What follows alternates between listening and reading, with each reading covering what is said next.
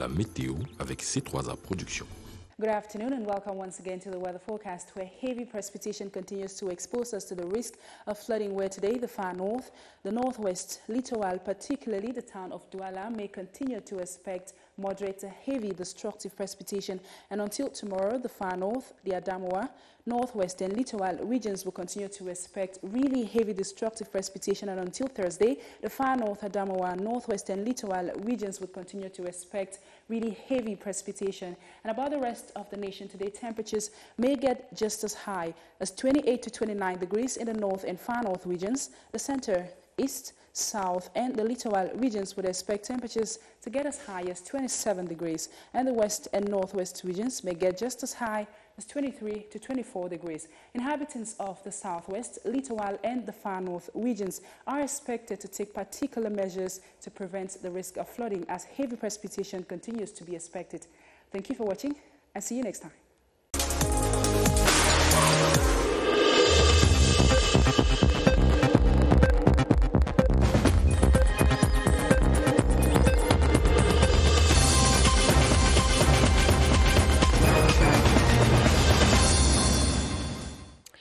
Madame, Monsieur, bon après-midi. Nous sommes le mardi 1er septembre 2020. Bienvenue aux 12h d'Ayan Gassa. Good afternoon. Good afternoon, Martine Ndengue. You have the headlines. Inscription sur les listes électorales. Elections Cameroun fait le point après la clôture du processus ce 31 août. 15 000 potentiels électeurs enregistrés entre avril et août 2020. Nous retrouverons en début de journal nos reporters au siège d'Elecam, ici à Yaoundé. Couverture santé universelle, l'horizon s'éclaircit après la signature d'un partenariat avec une entreprise coréenne. Les éclairages de Manaouda Malachi à suivre. Le ministre de la Santé publique est l'invité de cette édition. Et puis un page magazine, prenons le large. Kribi dans l'océan nous accueille avec ses belles plages et d'autres lieux d'attraction. Voilà pour les titres.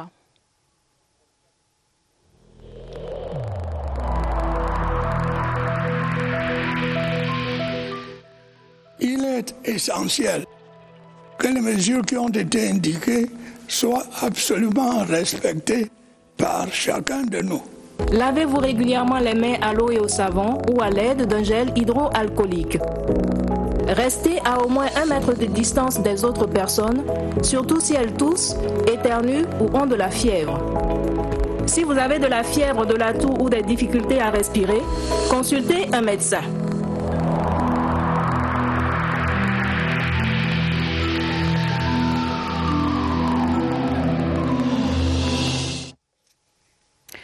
Madame, Monsieur, merci de regarder le 12h sur la CRTV. Votre fidélité nous honore. Nous vous le disions en titre. Le fichier électoral d'Elections Cameroun a enregistré plus de 15 000 potentiels électeurs entre avril et août 2020. Des chiffres rendus publics il y a quelques instants par le directeur général des élections, Eric Essoussé, a regretté l'impact négatif du Covid-19 sur le processus qui a pris fin hier sur l'ensemble du territoire national. On fait le point avec Augustin Guizana qui est au siège d'Elecam ici à Yaoundé. Bonjour. Bonjour le studio et bienvenue ici au siège Elections Cameroun. Eh bien, le point de presse du directeur général des élections, Eric Essoussé, vient de s'achever. Ce qu'il faut retenir, c'est qu'en 4 ou 5 mois, Elections Cameroun a dû enrôler sur l'ensemble du territoire national plus de 15 000 potentiels électeurs. Mais c'est un chiffre qui est grippé du fait du coronavirus et vous le voyez, le contexte s'y prête. Le point de presse se tient d'ailleurs à l'extérieur de la salle de conférence. Sur l'ensemble donc du fichier, on note plus de 6 millions d'électeurs. En tout cas, les inscriptions de 2020 sont rentrées dans l'histoire. Elles ont été entachées par le coronavirus. Mais le directeur général des élections a tenu à remercier l'ensemble des partenaires que sont les acteurs du processus, l'administration et les forces de défense et de sécurité, les médias ainsi que d'autres partenaires d'Elections Cameroun qui ont contribué pour que le processus s'achève dans de bonnes conditions. Le directeur général des élections a précisé qu'Elections Cameroun fera tout pour avoir un fichier sain. En direct du siège d'Elections Cameroun à Yaoundé, Augustin Guizana pour le 12h. Merci à vous, Augustin Guizanet. Nous allons vous retrouver, vous et Ebeneza Kanga, dans les prochaines éditions d'information. Cap à présent sur le département du Boyo, dans la région du Nord-Ouest, où l'armée affirme une fois de plus sa suprématie sur le terrain. Une dizaine de séparatistes arrêtés et 17 neutralisés à Fundong. Mais l'objectif reste le retour définitif de la paix pour notre armée. Valentin Kouad de Sierre-TV Nord-Ouest nous en dit plus. C'est un butin constitué de 6 séparatistes ramenés captifs, 17 neutralisés, des explosifs, des armes de guerre saisies. Un atelier de confession des tenues militaires démantelé. Un travail dont la hiérarchie approuve le professionnalisme. J'en profite pour féliciter une fois de plus, non seulement le colonel Mathian, mais tous les hommes qui étaient engagés dans cette opération pour le travail bien fait. Cependant, pour aspirer à un retour définitif au calme et à la paix, il faudrait conjuguer davantage avec les populations. Pour fournir le renseignement et les informations aux forces de défense et de sécurité, collaboration pour qu'elles-mêmes se constituent en comité de vigilance. La réponse à cette préoccupation est venue de l'autorité administrative. Nos populations ont de l'espoir et collaborent de plus en plus afin qu'on puisse traquer les hors-la-loi dans leur retranchement. Le préfet du Boyo a réitéré ce message à la gare routière où il a demandé aux habitants de Fundong et alentours d'envoyer leurs enfants à l'école le 5 octobre prochain. Thanks for watching the Midday Bilingual Newscast on the CRTV. ELECAM has registered more than 15,000 potential voters on electoral list between April and August. The figures were made public a while ago by the Director General of Elections, Dr. Eric Esuse, and he has, however, underscored the negative impact of the coronavirus pandemic on the entire process, something which scared most of the inhabitants from getting themselves registered. Let's now hook up with Ebeneza Akanga for details. At the end of the registration process on electoral rolls, 15,077 new registrations were carried out, including 9,989 men, 5,088 women, and 38 disabled persons. Among registered persons, there are 10,257 youth. This year's registration brings the total number of persons registered on the national electoral roll to 6,868,575. Alongside with the voter registration, available voter cards were distributed to voters who requested them. From now on, Election Cameroon will proceed with the technical verifications necessary for the production of provisional electoral register by 20 October and the publishing of the national electoral roll by 23rd December in accordance with the Electoral Code.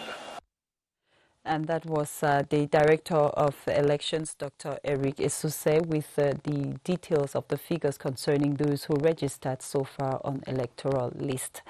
And we take you now to the northwest region of Cameroon, where 17 separatist fighters and 17 separatist fighters have been killed and 7 others apprehended by our defense forces in Boyo Division, northwest region. A huge number of weapons and explosive devices were seized in their different hideouts in Fundong. Brigadier General Divine Kongwese hailed his troops and called on the entire population to continue working in collaboration with the army for peace to return to the northwest region of Cameroon. Let's get the details in the following report from our North Regional correspondents. They braved the difficult terrain of Boyo Division, storming the various camps of the separatists following a tip-off. The soldiers killed 17 and arrested 7. Amongst the items found in their possession are locally manufactured weapons, gas cylinders, amongst other items. What you have done during this operation has a very, very big effect on our population. As the General recommended, this population has to collaborate, and with their collaboration, it will be well. This operation falls within the context of a build-up to school resumption in Boyo, a move that reassures the administration of the division. This operation is going to bring more hope to our hospitable, loyal and dynamic population. At the Fundong Motor Park, General Carl Valet delivers a talk full of kind words for the population, whom he reassures of continuous military efforts towards restoring normalcy in the division and the entire Northwest region, while the soldiers hope to be singing from victory to victory as they work for peace and stability. Ce 31 août était journée mondiale des blogueurs. Au Cameroun, il existe une association des blogueurs qui a à cœur de connecter davantage les Camerounais aux nombreuses opportunités que propose le numérique et de booster l'économie. Voyons tout cela avec Victor Lema. Tenir un blog, c'est son dada, un rendez-vous quotidien à honorer sur la toile. Ses outils de travail, un téléphone ou un ordinateur. Donc le blogueur est celui-là qui interagit directement avec son public à travers ses contenus propres, sa sensibilité propre. La présence sur les réseaux sociaux seule ne suffit pas. Il faut surtout proposer aux internautes des contenus attrayants. Évidemment, il ne faut pas insulter. Évidemment, il ne faut pas outrager. Évidemment, il ne faut pas diffamer. Donc les mêmes règles de respect des déontologies et d'éthique qui s'appliquent aux journalistes classiques, professionnels, aux journalistes, j'allais dire, institutionnels, s'appliquent à tout utilisateur de plateformes médiatiques. Les blogueurs camerounais rêvent d'abonner le maximum d'utilisateurs aux nouvelles offres du numérique et ainsi booster l'économie locale. C'est-à-dire qu'aujourd'hui, avec rien, on peut rendre nos taxis plus sécurisés et même plus professionnels. Le Uber, c'est juste le taxi que vous appelez et à travers une adresse électronique, vous retrouvez tout de suite là où vous êtes en peu de temps et vous payez au compteur. Et tous ces pays le font. Une initiative qui peut être simple car notre seule présence sur Internet fait de nous des microblogueurs.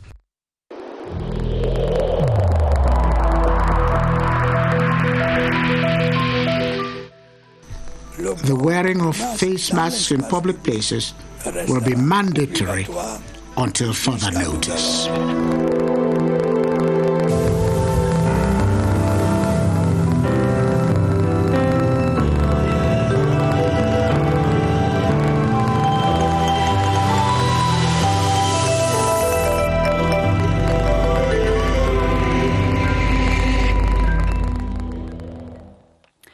And the African continent yesterday celebrated the 18th edition of the African Day for Traditional Medicine. The day, celebrated amidst the COVID-19 pandemic, focused on the role traditional medicine plays in healing local populations. To mark the day in Douala, a conference was organized bringing together stakeholders of the sector who exhibited their know-how to the public and hailed their efforts in the fight against the novel coronavirus. Gladys Atemba Chechuman Banla reports from Douala. During the outbreak of the coronavirus pandemic, it was rumored that the African continent will be worst hit due to its fragile health coverage and poverty. To prevent the tragedy, traditional healers in Cameroon immediately got to work. Their efforts started paying off when the Archbishop of Douala's healing potion became an almost best option. Depuis 2002 jusqu'à 2020, l'OMS avait... Between 2000 and 2020, the World Health Organization has been advising that governments incorporate modern and traditional medicine in the treatment of illnesses. Making this happen has not been easy. But with the outbreak of the coronavirus pandemic, we have been able to prove that Africa has something to offer in terms of medicine. I can personally say that Africa is the Garden of Eden. L'Afrique est vraiment The legislator of the country is also targeting the protection of the traditional medicine sector through the enactment of a legal framework that will better regulate the sector in the nearest future. There is a project in view to table a bill in Parliament that will regulate the sector. Some parliamentarians recollected our views towards this project such that in future we can be able to have assurance and a professional body to better organize the sector. The 18th edition of the African Day of Traditional Medicine is being commemorated under the theme 2 Decades of African Traditional Medicine, the achievements between 2002 and 2020. On reste en santé pour parler de la couverture santé universelle dont la signature du contrat de partenariat public-privé entre le gouvernement et la Société Santé Universelle Cameroun est effective depuis la semaine dernière. Concrètement, comment les choses vont se passer? Qui peut en bénéficier? Les explications d'Oswald Medung. Dans le bulletin de santé national, c'était assurément la prescription la plus attendue. Aujourd'hui, la couverture santé universelle est actée. Permettre à toutes les populations d'avoir un accès équitable et même lorsqu'on dispose des moyens pour accéder à ces soins de santé de qualité, il faudrait éviter que celui qui les paye s'appauvrisse, d'où la nécessité d'un mécanisme de solidarité nationale. Les professionnels de santé saluent unanimement cette avancée. Son caractère universel, donc accessible à tous les Camerounais résidant sur le triangle national, justifie le partenariat public-privé qui l'encadre. Le PPP est une opportunité, c'est une initiative privée, mais qui rencontre l'assentiment d'une politique publique. On bénéficiera tous d'une carte d'immatriculation à la CSU, des prestations dans les formations sanitaires publiques ou privées, mais on ne verra jamais tout l'arsenal informationnel et informatique qui se cache derrière l'accès aux soins. Encore quelques mois d'attente et la CSU pourra faire ses premiers pas assurés dans les formations sanitaires du Cameroun. Je vous propose à présent de suivre les précisions du ministre de la Santé publique. Manaouda Malachi aborde également la question de l'état de la riposte anti-Covid au Cameroun 6 mois après son lancement. Il était l'invité de Romuald Tuissengok sur le plateau du 20h30 hier. On écoute. Vous venez de conclure ce partenariat avec la Société Santé Universelle Cameroun, début de l'aboutissement d'un engagement du chef de l'État, pourrait-on dire. Tout le monde veut maintenant savoir comment va se passer sa mise en œuvre au profit des Camerounais, qui devrait en bénéficier et à quelles conditions?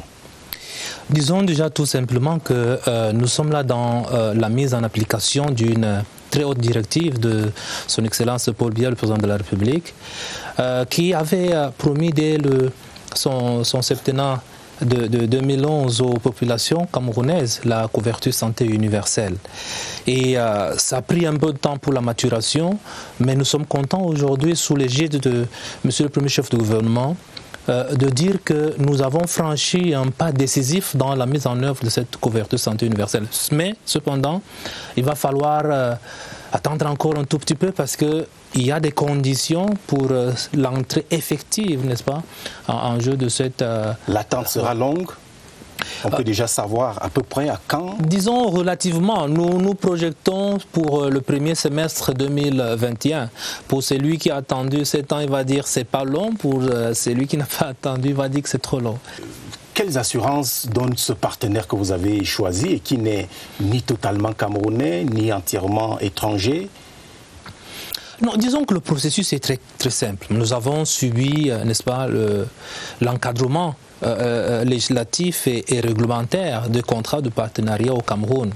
Et donc nous avons eu cette offre-là que nous avons soumise d'abord à l'organe qui est en charge des contrats de partenariat, qui est le CARPA, qui a donné un avis sur l'éligibilité du projet au niveau du Cameroun. Et vous vous souvenez bien, si ce n'est pas le seul contrat de partenariat que le CARPA examine. Et donc, ils ont passé au pain fin et ils se sont rendus compte qu'ils avaient la compétence en termes d'expertise, ils avaient les moyens en termes de financement et ils nous ont donné leur non-objection pour qu'on poursuive, n'est-ce pas, avec cette entreprise. Et donc nous pensons que nous avons un partenaire privé à qui nous faisons confiance. On va juger le maçon au pied du mur. Abordons, si vous le voulez bien, un sujet qui est dans l'air du temps, le coronavirus. Après 6 mois au front ici au Cameroun, Le Cameroun est pratiquement envié pour ses résultats, notamment donc le nombre de guérisons. Mais il reste, je crois, Monsieur le ministre, des points à améliorer dans cette riposte. Quels sont ces points selon vous? Oui, nous avons quelques points à améliorer, mais peut-être avant d'arriver aux points améliorés, nous devons reconnaître que l'expérience camerounaise a beaucoup de success stories qu'il faudrait faire connaître au monde. C'est ce que j'ai dit. Parce que vous savez très bien, avant même l'arrivée du premier cas au Cameroun, le président de la République avait déjà pris des mesures pour prévenir une éventuelle importation du virus au Cameroun. Et donc, cette coordination forte de la plus haute autorité du Cameroun est quelque chose qu'il faudra saluer. Nous avons entre autres la prise en charge des cas, les laboratoires, parce que nous en avons 15 sur l'ensemble du territoire. À côté de nous, il y a des pays qui n'ont pas un seul laboratoire. Et puis, il y a quelque chose dont on n'en parle pas assez, c'est la prise en charge psychologique. C'est une expérience, j'allais dire... Par le corps médical. Par le corps médical et par les assistants sociaux, parce qu'en réalité, l'assistance sociale, je vais dire en réalité, parce que c'est un corps de métier. Hein. Et donc ça, on a mis en avant dès les premières heures, et ça, c'est ce qu'on ne dit pas assez. Maintenant, il y a des faiblesses, effectivement, des points à corriger. D'abord, la production scientifique. Nous avons fait beaucoup des choses. Elle n'est pas de qualité ou elle n'est pas suffisante? Elle n'est pas suffisante. Elle n'est pas suffisante. Nous avons aussi le pan de la sensibilisation et de l'engagement communautaire que nous devons doper parce que nous constatons qu'il y a un relâchement en ce moment. Du respect des mesures barrières. Des mesures barrières, le port systématique des masques. Et donc nous voulons aller vers les communautés, surtout les leaders religieux, les leaders traditionnels, les leaders d'opinion et politique, pour leur dire de sensibiliser davantage, de trouver les mots justes pour convaincre les populations et les amener vers le respect des mesures de santé publique. The Minister of Public Health, Manauda Malashi, he was the guest of the 8:30 p.m. newscast yesterday. And we now go over to the Far North region, where the region loses one of its strategic bridges after the heavy rains which fell in Mara yesterday morning. The Pala Bridge, which connects with N'Djamena in Chad, collapsed, leaving the inhabitants stranded. Fortunately, no loss of life has been recorded. Henry Tatoe Kambi has the details of that incident. The Pala Bridge, popularly known in Marua as Pong Pala, collapsed at around 8 a.m. Monday morning after torrential rains on Sunday night. Though no one died in the unfortunate incident, circulation along the National Road No. 1 from Marua will be perturbed. I was just filming the huge runoff water under the bridge and I heard the pillars of the bridge cracking. There were two bikes crossing, but they succeeded to cross before it collapsed. The heavy downpour also left the Far North capital in flood waters, with key electricity lines also falling to the ground. Some other bridges are very old, and we do think that something is necessary to do. And as far as the Pala is concerned, we will inform the high ranking to rehabilitate the small bridge to enable drugs to go through a neighboring division or neighboring country.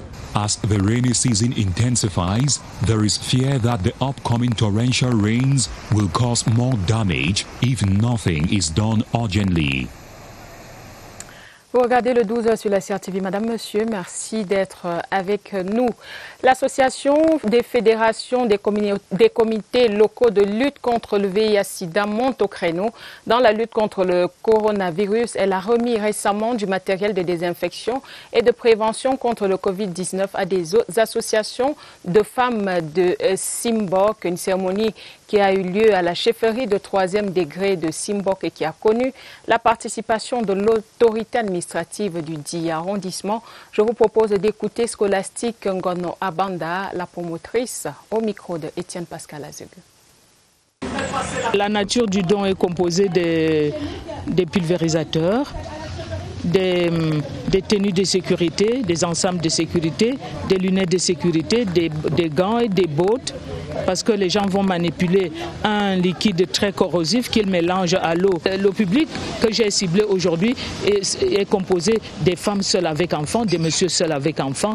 J'ai pour mission de fédérer beaucoup de leviers associatifs, des ONG, des GIC autour de moi pour promouvoir l'action du développement et intéresser les jeunes compatriotes à la chose du développement local, selon l'appel du chef de l'État. On compte 2 jeunes Camerounais parmi les gagnants du concours de dessin du Haut Commissariat des réfugiés et organisé dans le cadre de la lutte contre le Covid-19. Les 2 représentants du Cameroun recevaient leur lot récemment à Yaoundé des mains du représentant résident de l'Agence des Nations Unies pour les réfugiés. À travers ce concours d'art, le HCR se donne comme devoir d'inspirer la jeunesse et à être plus inclusive envers les personnes déplacées. Sidoine Monkam. Ils sont jeunes et ont en commun la passion pour le dessin. Mouka Isparani, 24 ans, et Tobrit, 25 ans, sont les 2 Camerounais parmi les 7 lauréats du concours artistique mondial pour les réfugiés organisé par l'Agence des Nations Unies pour les réfugiés. Ces personnes ont passé un message d'espoir pour les réfugiés et les personnes déplacées en temps de Covid.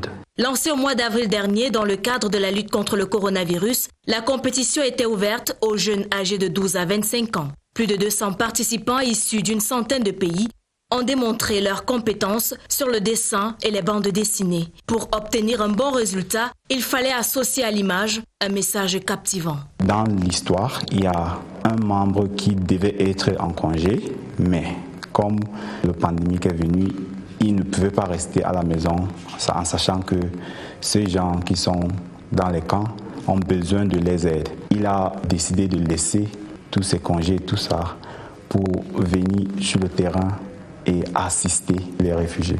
Un participant sur 4 avait le statut de réfugié ou de demandeur d'asile. Cette compétition du HCR se veut une incitation de la jeunesse à plus d'actions pour inclure les personnes déplacées dans leur nouvel environnement. Une cérémonie d'hommage aux femmes victimes d'atrocités dans les régions du nord-ouest et du sud-ouest se déroule en ce moment à Yaoundé. L'événement organisé par le ministère de la Promotion de la Femme et de la Famille et que préside le professeur Marie-Thérèse Abenondoa rassemble parlementaires, magistrats municipaux, leaders religieux et autres. Tous vêtus de noir, ils portent le deuil de Florence Ayafor, Mbatrejor et Comfort Toumassan, humiliés et assassinés par les rebelles sécessionnistes. Il s'agit de dénoncer, mais surtout de contribuer à mettre fin à toute forme de violence perpétrée à l'encontre des femmes et filles dans ces régions en crise. Nous y reviendrons. Cap à présent sur la ville balnéaire de Kribi dans le département de l'Océan, région du Sud. Une ville qui dévoile ses charmes avec ses belles plages aux touristes qui y vont pour des vacances ou encore pour des week-ends. Balades sur les plages et autres sites d'attraction à Kribi avec Salvador Mbecha. Les plages sont des lieux d'attraction par excellence à Kribi. C'est pourquoi certains promoteurs en ont profité pour mettre en place des espaces récréatifs pour les touristes. Nous sommes là pour faire bouger le tourisme dans notre ville. Nous avons construit un restaurant haut de gamme avec des glaciers, avec de la musique, avec du karaoké. Pour les gens, pour une soirée, vous devenez star vous-même à Kribi. C'est l'une des plus belles villes du Cameroun. On a vu quelque chose de très beau. Étant placé ici, on a une très belle vue du coucher de soleil, c'est quelque chose de magnifique, c'est très beau. On a l'impression que le soleil se jette dans la mer et c'est un spectacle que mes enfants et moi on adore. Toujours à proximité de la mer, des restaurants conçus dans un cadre naturel permettent de découvrir les merveilles culinaires d'ici et d'ailleurs. Ici chez nous, on mange l'Afrique, on mange l'européen, donc vous pouvez avoir un steak sauce champignon comme vous pouvez avoir du coquille ou du folon ou du ndolé. Kribi, c'est aussi la découverte des sites de rêve à l'instar des chutes de la Lobé et la possibilité de naviguer à l'aide des bateaux apprêtés pour la circonstance. Pour les adeptes des soirées chaudes, ils peuvent agrémenter leur séjour en visitant des cadres adaptés après une journée de balade. Les espaces sont là, nous avons fait assez de lumière, le son est bon, une piste de danse. Kribi, ville portuaire et touristique, une destination de rêve pour des vacances paisibles. Beautiful indeed, and we now talk sports. A list of 30 players of Cameroon's intermediate Lions, pre-selected and called to camp, has been made public by the head coach Yves Clément Aroga. This is ahead of the 2021 African Nations Championship to take place in Cameroon. Although the majority selected have been in the previous trainings, defender Alphonse-Marie Tiencheux will be absent. Baldwin Sama reports that the camp will go from the 15th to the 29th of September. The 30 players called to camp by coach Yves Clément Aroga are selected from different Elite One teams in Cameroon and will each have to prove their worth. 3 goalkeepers are selected, among them Simon Omosolo of Bambotou Sombuda, Epane Litizi of Stade Rennais of Melon, and Dande Jr. of Apege Somfou.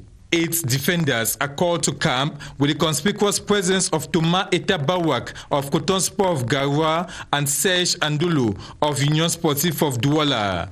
The midfield compartment will be handled by 13 players, among them Maestros Mark Nkongo Ojong, Reninzi, and Ulrich Lobe, all of Bambotou Sombuda. Meanwhile, the attacking machinery will count on 6 attackers with Samuel Len, Leon Boyomo, and Bape Muller to take the lead. Conspicuously absent from the list are Thierry Akono and Alphonse-Marie Tiencheux, who featured in the previous list. The intermediate Lions of Cameroon are due to begin camping on Tuesday, September 15 to September 29, after which a new list of players for the next camp will be published. And it's with that we draw the curtains on this edition of the Midday Bilingual Newscast. Thanks so much for your kind attention. Continue watching programs on CRTV and CRTV News. Martine Weldengue and myself will be back tomorrow. Have a nice day, Martine Well. Same to you, Dan Gassa, et ça sera avec le même plaisir. Madame, Monsieur, merci d'avoir regardé et à demain, 12h.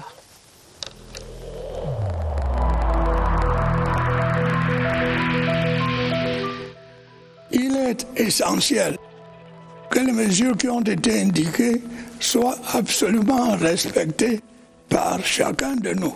Lavez-vous régulièrement les mains à l'eau et au savon ou à l'aide d'un gel hydroalcoolique.